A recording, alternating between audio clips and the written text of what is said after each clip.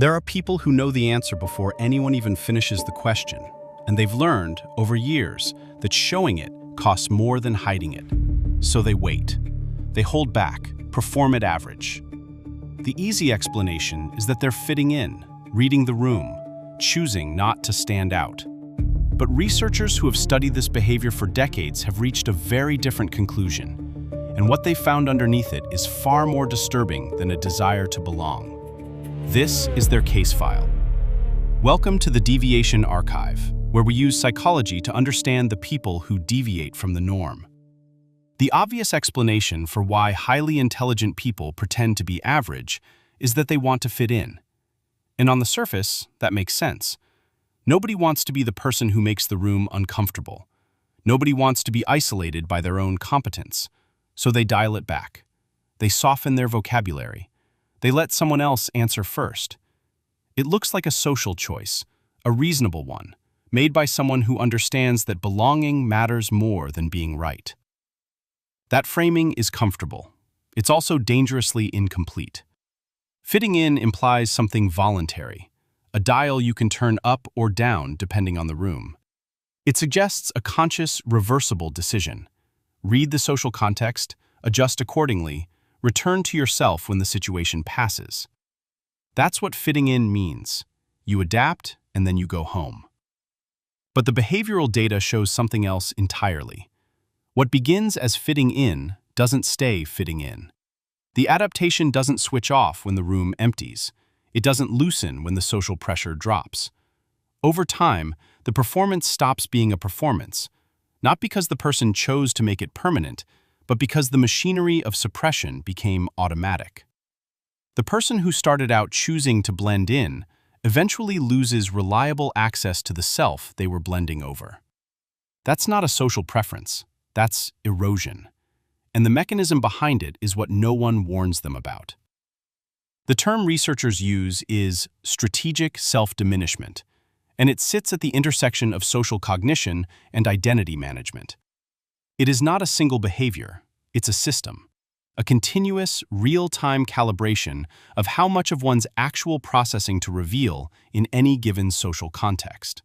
Maraka Gross, in her landmark longitudinal study at the University of New South Wales, tracked profoundly gifted children over 2 decades. She identified a pattern she called forced choice dilemma, the moment a high-ability child realizes they must choose between authentic self-expression and social inclusion. Most chose inclusion. That part matches the fitting-in story. But here is where the story breaks. The suppression didn't stay situational. It became automated. What started as a deliberate social adjustment calcified into default behavior. By adulthood, many of her subjects could no longer easily distinguish between their performed self and their actual capacity. The mask had fused.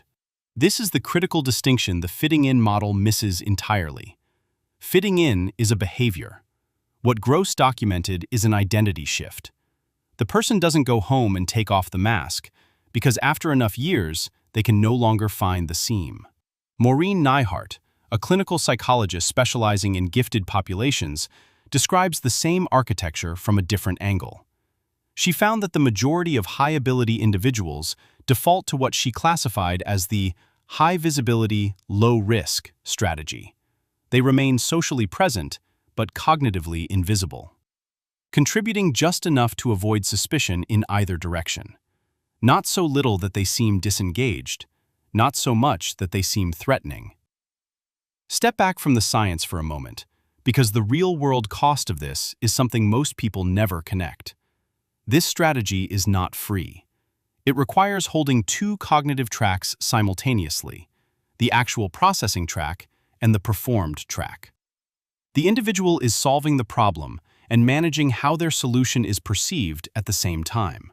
That is not a reduction in cognitive load. It is a doubling of it. And what it looks like in daily life is where the case starts to implicate more than just the person running the strategy. The person running this system doesn't look like they're working. That's the point. That's the entire output of the strategy. They look relaxed, easygoing, maybe a little quiet. Probably described by colleagues as thoughtful or a good listener. which are both complements that double as evidence that the performance is working. Here's what it actually looks like from the inside. They edit sentences before they speak them, not for grammar, but for social register. They hear the answer crystallize in their mind and then run a rapid cost-benefit assessment. Will saying this create distance? Will it require them to manage someone else's reaction? Will the social repair cost more than the contribution is worth? Most of the time, the math says wait. In school, they learn the rhythm early. Answer too fast, and the room goes cold. Use the wrong vocabulary, and the teacher pauses a beat too long. Get something right that the class got wrong, and the silence afterward has a texture they learn to dread. So they develop a lag, an artificial delay between knowing and showing that becomes, over years, indistinguishable from their natural tempo. What started as a choice to fit in becomes something they no longer know how to stop doing. They become exceptional readers of rooms. Not because they're emotionally gifted, though some are, but because monitoring the social field is a survival requirement of the strategy. They know who in the room needs to speak first. They know which ideas will be received and which will create friction. They route their contributions through other people's frameworks, not their own. A colleague says something adjacent to their idea, and they build on it, giving the other person the anchor point and the credit simultaneously. This is not belonging, it is labor. And here's where the frame widens. This isn't just one person choosing to fit in. It's a systematic disappearance of cognitive capital happening at scale, in classrooms, workplaces, boardrooms, relationships. Every environment that rewards social conformity over intellectual honesty is an environment where the most capable person in the room has slowly, quietly, stopped being themselves. Not because they wanted to blend in, because blending in became the only version of themselves they could still access.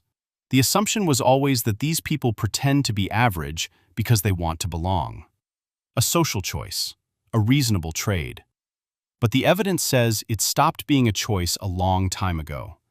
What began as fitting in became a system so automated that the person running it can no longer easily switch it off. They move through rooms and relationships and careers with a fluency that looks effortless, precisely because the effort is invisible. And precisely because the original self has been compressed into something the world never asks to see. Here is the part that should unsettle everyone else in the room. If the most perceptive person in your environment has learned that the safest move is to perform averageness, that is not a story about their desire to belong. That is a verdict on your environment. Every room where the sharpest thinker pretends to be ordinary is a room that punished clarity at some point and never accounted for it. The cost is not just personal, it is structural. Decisions get made with the second best thinking in the room because the best thinking was pre-filtered out by someone who learned, years ago, that being right is a social liability. That calculation is happening right now, in meetings, in classrooms, in conversations you think are going well. The discomforting question is not why they pretend. It's what you would have heard if they hadn't. Case closed, for now.